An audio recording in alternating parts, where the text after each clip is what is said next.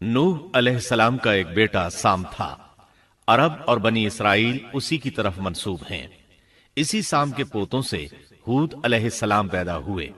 ان کا نسب نامہ اس طرح ہے: ہود بن عبداللہ بن رباح بن جارود بن عامر بن اوس بن ارم بن سام بن نوح۔ ہود علیہ السلام کی قوم کو قوم عاد اور قوم ارم بھی کہا جاتا ہے، کیونکہ عاد اور ارم ہود علیہ السلام کے اجداد تھے۔ قوم ہود احقاف نامی ایک بستی میں آباد تھی، اور یہ بستی عمان اور حضرہ موت کے درمیان ریت کے ٹیلوں والے علاقے میں تھی۔ عربی میں احقاف ریت کے ٹیلوں کو کہتے ہیں۔ یہ علاقہ سمندر کے کنارے واقع تھا اور شہر کے نام سے پکارا جاتا تھا۔ قرآن مجید میں سورۃ الاحقاف آیت 21 میں اللہ تعالیٰ نے انہیں ان کی بستی کی طرف منسوب کرتے ہوئے مخاطب کیا ہے۔ اور عاد کے بھائی کو یاد کرو جبکہ اس نے اپنی قوم کو احقاف میں ڈرایا۔ قوم عاد کے لوگ اپنی رہائش کے لیے خیمے پسند کرتے تھے۔ ان کے خیمے بہت مضبوط اور پختہ ہوتے تھے۔ یہ لوگ ان کو بڑی مہارت سے بناتے تھے، پھر ان پر فخر کرتے تھے۔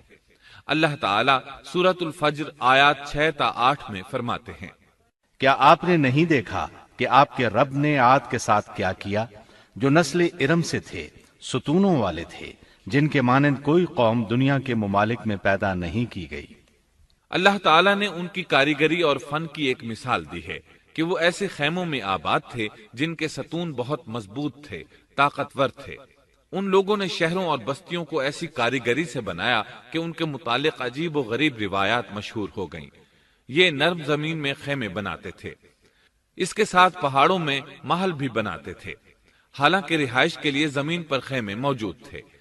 گویا بیکار دولت اور وقت برباد کرتے، پھر اس پر فخر کرتے۔ شہروں میں جو راستے اور سڑکیں تھیں وہ بہت چوڑی تھیں۔ ان جیسے طویل اور قوی لوگ بعد میں پیدا نہیں ہوئے۔ کاریگری اور فنکاری میں یہ لوگ اس مقام تک پہنچے کہ پھر کوئی نہ پہنچ سکا۔ یہ لوگ عرب تھے اور عربی میں بات چیت کرتے تھے۔ ہود علیہ السلام بھی عربی تھے۔ اسماعیل علیہ السلام سے پہلے کے عرب باشندے عرب عاربہ کہلاتے ہیں۔ ان کے مشہور قبائل یہ ہیں: عاد، سمود، جرہم، امیم، قحطان اور مدین وغیرہ۔ ابراہیم علیہ السلام کی اولاد میں اسماعیل علیہ السلام کے بعد آنے والے لوگ عرب مستعربہ کہلاتے ہیں۔ اسماعیل علیہ السلام عربی نہیں تھے، کنعانی تھے۔ جب ابراہیم علیہ السلام اسماعیل علیہ السلام کو مکہ معظمہ میں چھوڑ آئے اور اسماعیل علیہ السلام نے عربوں سے میل جول قائم کیا تو ان سے عربی سیکھ لی اور اس میں بہت مہارت پیدا کر لی، یہاں تک کہ آپ کو عرب کا فصیح کہا جانے لگا۔ اہل عرب میں فصاحت و بلاغت آپ ہی سے آئی۔ رسول اللہ صلی اللہ علیہ وسلم بھی اسی انداز میں فصیح و بلیغ عربی میں بات کرتے تھے۔ طوفان نوح کے بعد جب دوبارہ لوگوں کو پیدا کیا گیا تو وہ ایک مرتبہ پھر ان بستیوں میں رہنے کے لیے چلے گئے جہاں نوح علیہ السلام رہا کرتے تھے۔ نوح علیہ السلام شام کے شمال اور ترکی کے جنوبی علاقوں میں رہا کرتے تھے۔ لوگ یہاں آباد ہو گئے۔ پھر یہاں سے کچھ لوگ فلسطین اور شام کی طرف ہجرت کر گئے اور کچھ لوگ جزیرے کی طرف ہجرت کر گئے، اور قوم عاد جزیرے کے جنوب میں آ کر آباد ہو گئی۔ اس وقت تمام لوگ توحید پر تھے۔ طوفان کے ساتھ جب زمین پامال ہو گئی تو اس پر سوائے نوح علیہ السلام کی اولاد کے اور کوئی زندہ نہ رہا۔ یہ لوگ توحید پرست تھے، لیکن وقت کے ساتھ ساتھ قوم عاد آباد ہوئی اور شیطان نے ان کے دلوں میں وسوسہ ڈالا۔ اس طرح وہ شیطان کی عبادت کرنے لگے۔ چنانچہ قوم نوح کے بعد سب سے پہلے جس قوم نے بت پرستی اختیار کی وہ قوم عاد تھی۔ اس قوم کو اللہ تعالیٰ نے بہت ڈیل ڈول دیا تھا۔ وہ بہت طاقتور قوم تھی۔ مفسرین بیان کرتے ہیں کہ ان کے جسم بہت مضبوط اور ٹھوس تھے، قد بہت لمبے تھے۔ آدم علیہ السلام کا قد 60 ہاتھ تھا۔ اس قوم کا قد بھی قریباً اتنا ہی تھا۔ اس طرف سورۃ الاعراف آیت 69 میں اشارہ موجود ہے۔ اللہ تعالیٰ فرماتے ہیں: اور تم وہ حالت یاد کرو جب اللہ نے تمہیں قوم نوح کے بعد جانشین بنایا اور ڈیل ڈول میں تمہیں زیادہ پھیلاؤ دیا، سو تم اللہ کی نعمتوں کو زیادہ یاد کرو تاکہ تم فلاح پا جاؤ۔ ہود علیہ السلام کی زبانی اللہ تعالیٰ ان کی فنکاری کو بیان کرتے ہوئے فرماتے ہیں کہ ہود علیہ السلام نے ان سے کہا، کیا تم ایک ایک ٹیلے پر بطور کھیل نشان لگا رہے ہو؟ مطلب یہ کہ یہ لوگ پہاڑوں کی چوٹیوں پر محل تعمیر کرتے تھے۔ جب ان سے کہا جاتا کہ تم رہتے تو زمین پر ہو اور گھر پہاڑوں پر بناتے ہو، اس کی کیا وجہ ہے؟ اور تم اتنے مضبوط محل تعمیر کر رہے ہو، گویا ہمیشہ یہیں رہو گے۔ وہ لوگ دراصل ٹیلوں، گھاٹیوں، دروں اور پہاڑوں پر عمارات تعمیر کرتے تھے، اور ان کا مقصد ان میں رہنا نہیں تھا، بلکہ صرف کھیل کود کے لیے ایسا کرتے تھے۔ ہود علیہ السلام نے انہیں جھنجھوڑا کہ تم ایسا کام کیوں کرتے ہو جس کا کوئی مقصد نہیں، جس کام کے فضول ہونے میں کوئی شک نہیں۔ ہود علیہ السلام انہیں واعظ کرتے تھے۔ اے میری قوم، اللہ نے تمہیں بڑی قوت سے نوازا ہے۔ تمہاری طاقت کا عالم یہ ہے کہ جب تم کسی پر ہاتھ ڈالتے ہو تو ظلم کرتے ہو، کوئی شخص تمہارے سامنے آنا گوارا نہیں کرتا۔ لہذا اللہ سے ڈرو اور میری پیروی کرو، اس سے ڈرو جس نے ان چیزوں سے تمہاری مدد کی۔ اللہ تعالیٰ نے اپنی ہر طرح کی نعمت، مال، اسباب، اولاد، باغات، شہر، قوت، جسامت اور صنعت کاری سے تمہیں نوازا ہے، لہذا تم اللہ سے ڈرو اور میری اطاعت کرو۔ لیکن ان کی قوم نے کوئی اثر نہ لیا، نہ ان پر ایمان لائی، الٹا لگی تکبر کرنے، اللہ کی حمد کی بجائے اس کی ناشکری کرنے لگی۔ اور تکبر کے بارے میں بات یہ ہے کہ جب سے ابلیس نے اس کو اختیار کیا، یہ اس وقت سے آزمائش بن چکا ہے۔ اللہ تعالیٰ سورہ حامیم السجدہ آیت 15 میں فرماتے ہیں، پس قوم عاد نے تو بے وجہ زمین میں سرکشی شروع کر دی اور کہنے لگے کہ ہم سے زوراور کون ہے؟ کیا انہیں یہ نظر نہ آیا کہ جس اللہ نے انہیں پیدا کیا ہے وہ ان سے بہت ہی زیادہ زوراور ہے؟ جب یہ لوگ اپنی سرکشی اور کفر میں حد سے بڑھ گئے، تب اللہ تعالیٰ نے ہود علیہ السلام کو ان کی طرف بھیجا۔ انہوں نے انہیں اللہ کی طرف بلایا اور کہا، اے میری قوم، اللہ کی عبادت کرو، اس کے سوا تمہارا کوئی معبود نہیں۔ کیا تم ڈرتے نہیں؟ قوم کے کافر سردار کہنے لگے، ہم تو دیکھتے ہیں کہ تو نری بے وقوفی میں ہے، ہمارے خیال میں تو جھوٹا ہے۔ اس پر ہود علیہ السلام نے فرمایا، میری قوم، میں بے وقوف نہیں، میں تو تمام جہانوں کے پروردگار کی طرف سے بھیجا گیا ہوں، تمہیں اپنے رب کے پیغامات پہنچا رہا ہوں، اور ہوں بھی تمہارا دلی خیر خواہ اور امانت دار۔ کیا تم اس بات سے تعجب کرتے ہو کہ تم میں سے ایک شخص کی معرفت، اللہ کا ذکر تم تک پہنچا کہ وہ تمہیں خبردار کر دے؟ تم اللہ کی اس نعمت کو یاد کرو کہ اس نے تمہیں قوم نوح کے بعد خلیفہ بنایا اور ڈیل ڈول میں تمہیں زیادہ پھیلاؤ دیا۔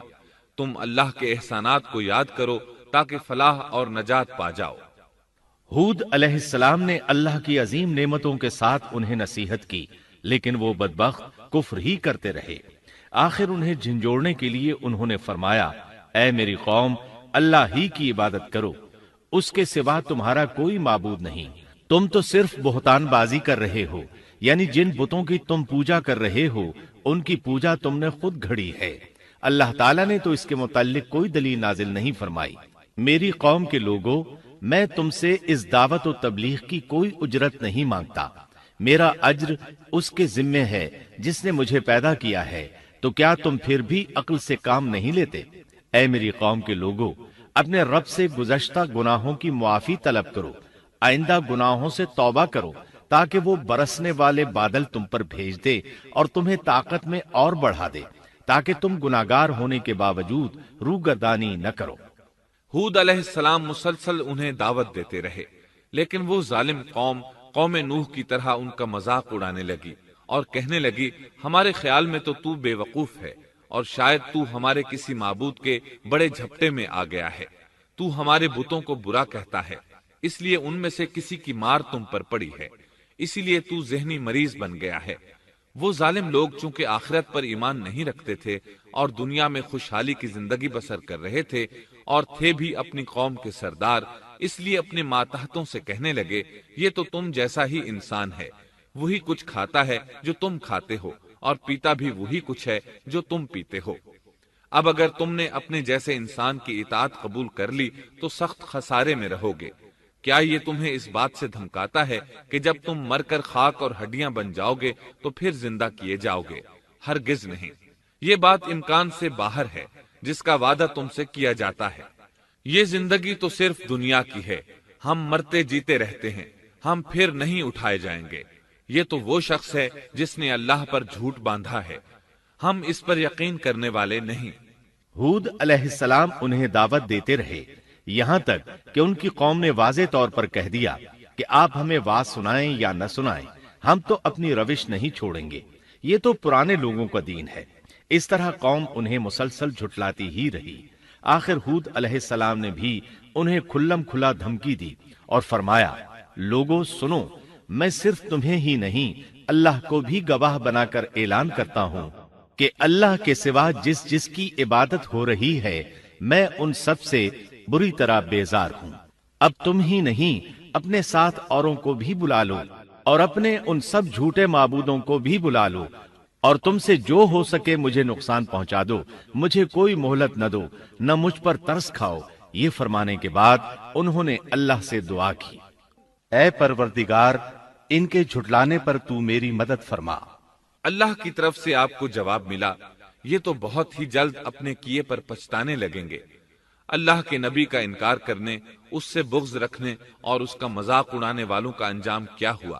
اللہ نے انہیں ایسے زناٹے کی آندھی سے تہس نہس کیا کہ جس کی تاریخ میں مثال نہیں ملتی۔ اللہ نے ان سے بارش روک لی، اس سے خشک سالی کی کیفیت پیدا ہو گئی، درخت اور پھل ختم ہو گئے، وہ لوگ بارش کی خواہش کرنے لگے۔ اسی حالت میں ایک دن اللہ نے انہیں عذاب دینے کا ارادہ فرمایا۔ انہوں نے دیکھا ایک سیاہ بادل ان کی طرف بڑھ رہا ہے، خوشی سے اچھلنے لگے، کہنے لگے یہ بادل ہم پر برسنے والا ہے، جبکہ ان کا خیال غلط تھا۔ دراصل ابر کی صورت میں یہ وہ قہر الہی تھا جس کے آنے کی وہ جلدی مچا رہے تھے۔ وہ عذاب ان کی بستیوں کی تمام چیزوں، پھلوں، خیموں، درختوں کو تہس نہس کرتا ہوا آیا۔ اسے اللہ کا یہی حکم تھا۔ آندھی اس قدر زبردست تھی کہ پہاڑوں پر ان کے تعمیر کردہ محلوں تک کو اڑا لے گئی۔ مجرموں کا یہی بدلہ ہے۔ اللہ تعالی سورۃ الزاریات آیت 41 اور 42 میں فرماتے ہیں، اسی طرح عادیوں میں بھی ہماری طرف سے تنبیہ ہے، جبکہ ہم نے ان پر خیر و برکت سے خالی آندھی بھیجی، وہ جس چیز پر گرتی تھی اسے بوسیدہ ہڈی کی طرح چورا چورا کر دیتی تھی۔ اس آندھی نے ہر چیز کو فنا کر کے رکھ دیا۔ اللہ تعالیٰ ان کی تباہی ایک جگہ ان الفاظ میں بیان کرتے ہیں، قوم عاد نے بھی جھٹلایا، پس کیسا ہوا میرا عذاب اور میری ڈرانے والی باتیں۔ ہم نے ان پر تیز و تند مسلسل چلنے والی ہوا ایک لگاتار منحوس دن میں بھیج دی، جو لوگوں کو اٹھا اٹھا کر دے پٹکتی تھی، گویا کہ وہ جڑ سے کٹے ہوئے کھجور کے تنے ہیں۔ پس کیسی رہی میری سزا اور میرا ڈرانا۔ یقیناً ہم نے قرآن کو نصیحت کے لیے آسان کر دیا ہے، پس کیا ہے کوئی نصیحت پکڑنے والا؟ ایک تیسرے مقام پر اللہ نے ان کی ذلت اور رسوائی کا ذکر یوں کیا ہے، قوم عاد بے حد تند اور تیز ہوا سے غارت کر دی گئی۔ وہ ہوا ان پر برابر لگاتار 7 رات اور 8 دن تک اللہ کے حکم سے چلتی رہی۔ آپ وہاں ہوتے تو دیکھتے کہ وہاں لوگ یوں چاروں شانوں چت گرے پڑے ہیں جیسے وہ کھجوروں کے کھوکھلے تنے ہوں۔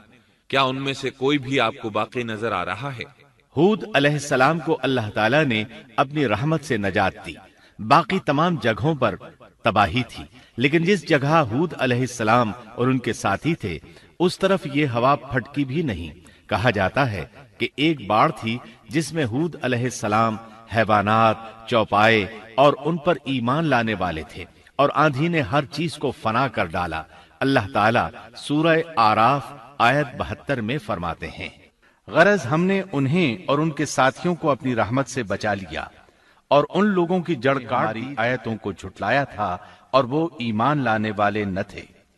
اسی طرح سورہ ہود میں اللہ فرماتے ہیں، جب ہمارا حکم آ پہنچا تو ہم نے ہود کو اور ان کے ساتھیوں کو اپنی خاص رحمت سے نجات دی، ہم نے ان سب کو سخت عذاب سے صاف بچا لیا۔ یہ تھے قوم عاد کے لوگ جنہوں نے اپنے رب کی آیتوں کا انکار کیا اور اس کے رسولوں کی نافرمانی کی، اور ہر ایک سرکش نافرمان کے حکم کو مانا۔ دنیا میں بھی ان پر لعنت لگا دی گئی اور قیامت کے دن بھی۔ دیکھ لو قوم عاد نے اپنے رب سے کفر کیا، ہود کی قوم عاد پر لعنت ہو۔ اس طرح قوم عاد تباہ ہو گئی۔ ان کے بعد مومنوں نے ان کے باقی بچ جانے والے مکانات پر قبضہ کر لیا اور وہاں رہنے لگے۔ پھر ہود علیہ السلام نے حضرہ موت میں وفات پائی۔